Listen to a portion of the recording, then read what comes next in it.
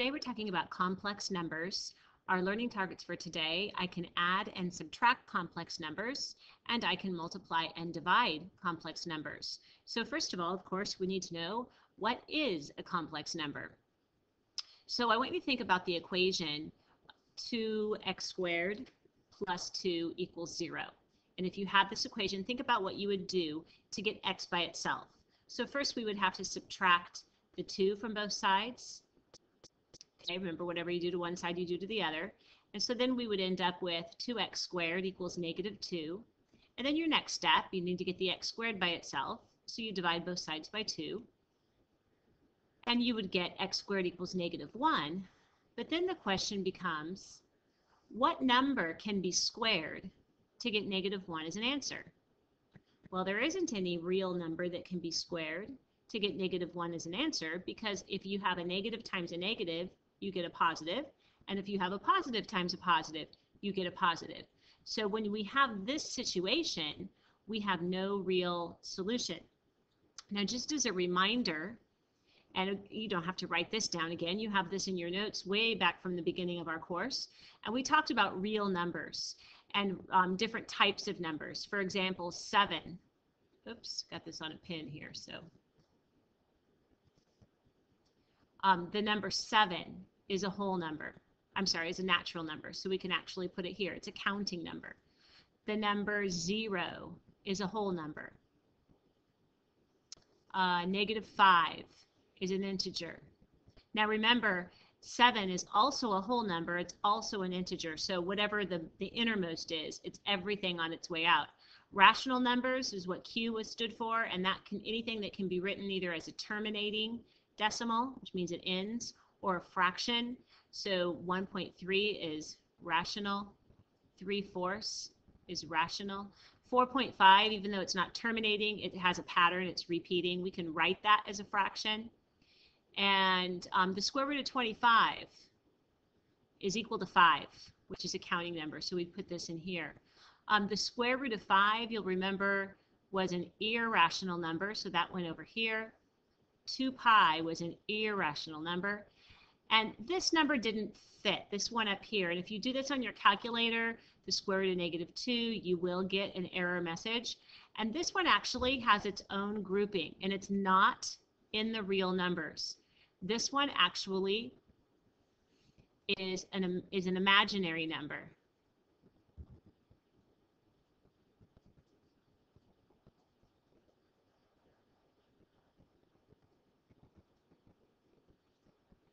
And the real numbers and the imaginary numbers make up complex numbers.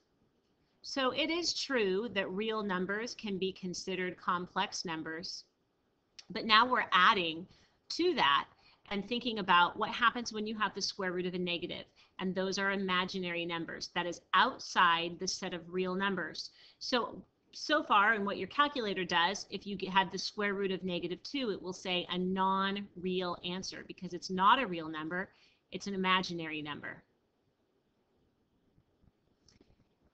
The square root of negative 1 is called the imaginary unit, and that's kind of our building block, and we call that I. So when you see that letter I in math, that it's not a variable, it actually stands for a number, and it stands for the number the square root of negative 1. And it starts with an I for obvious reasons, because we're talking about an imaginary number. Sometimes the variable I, it's not a variable, sometimes the number I can have a coefficient. So you could have 3i, which is 3 times I, 5i, you can even have I times the square root of 2. All of those are examples of imaginary numbers. Now, complex numbers can have a real number part and an imaginary part. So we could have, for example, 2 plus 3i, where the 2 is the real number part, and the 3i is the imaginary part. And in general, the general form would be a plus bi. So a would be the real number part, and the bi would be the imaginary part. So even with real numbers just have a real number part. So it's like b equals 0. So you would not have that imaginary part. Or sometimes you might not have a real number part and you only have an imaginary number like 3i or 5i. So those are called pure imaginary numbers, whereas when you have both parts, we would have a complex number. All right, so we're going to do a few examples, and this first one we're going to simplify the square root of negative 28. So you can think of this as the square root of negative 1 times 28. And anytime you have the square root of negative 1, you know that's equal to I. As a matter of fact, you can think of this as the square root of negative 1 times the square root of 28. And we know the square root of negative 1 is I. So now what we're going to do is we have to break down the square root of 28, which you've done before. So we have 7 times 4 and 2 times 2, and we're working with square roots. So I have 2 of them, so I can bring a 2 out. So I have 2 times the square root of 7. So my answer becomes 2i times the square root of 7. So anytime you have a negative, actually you can just right away know that you're going to have an I in front of the square root.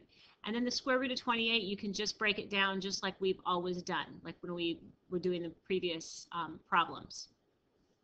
So for example, on this next one, the square root of negative 32y cubed, the first thing I'm going to do is, because there's a negative, I know that I'm going to have an I out front. Now the rest of this is just like what we've done before. So you can break the 32, 16 times 2, 4 times 4, 2 times 2. And then remember, we're doing square root. So it takes 2 factors repeating. So I can bring out a 2, bring out another 2. So I'm going to have a 4 out front. So I have a 4i. I have a 2 that stays inside. And now I have to deal with the y cubed. Remember, this is like square root, or it is square root. 2 goes into 3 one time, which means I can bring a y out, and there's a y left inside. And it wouldn't matter. Usually you'll see, you would see it like this, 4yi square root of 2y. But it really wouldn't matter what order you had with the I or the Y. So this would be your answer. Here's a couple of problems for you to try, and I will show you how to work them out in just a minute. Okay, for the square root of negative 32, again, think of that as the square root of negative 1 times the square root of 32. Okay, so you can think of it that way. And this is just an I, and then you just break this down. So we have 16 times 2, and I know the square root of 16 is 4, so I'm going to have 4i root 2. And I generally will do that. I don't keep breaking the 16 all the way down. You can if you want to, but as soon as I get to the point where I see a perfect square, I know the square root of 16 is 4, and I have this 2 left over. On the next problem, because, let's see, we have negative 50 x to the 5th power, square root of all that. And I know that since it's negative, I'm going to have an I. If I break this down, it's 25 times 2, and 25 is a perfect square. The square root of 25 is 5, so I'm going to have a 5. And we'll have, this is a square root, 2 goes into 5 2 times, so I'm going to have an x squared that can come out. And what's left in, we have a 2, and we have an x. So this would be our answer. So again, I broke the 50 down, 25 times 2, square root of 25 is a 5, so a 5 came out, a 2 stayed in. And then we have 5 factors of x, and it takes 2 of them to bring one out. So I can bring 2 factors of x out. 1 was left inside. The I is because I was taking a square root of a negative. All right, a little bit of simplifying. So on this one, we need to simplify negative 3i times 2i. Well, you can think of this almost just like you did negative 3x times 2x. What if they were x's? Then you would just have negative 6x squared, right? Same thing. Negative 3i times 2i is negative 6i squared. However, since I equals the square root of negative 1, then if you square both sides,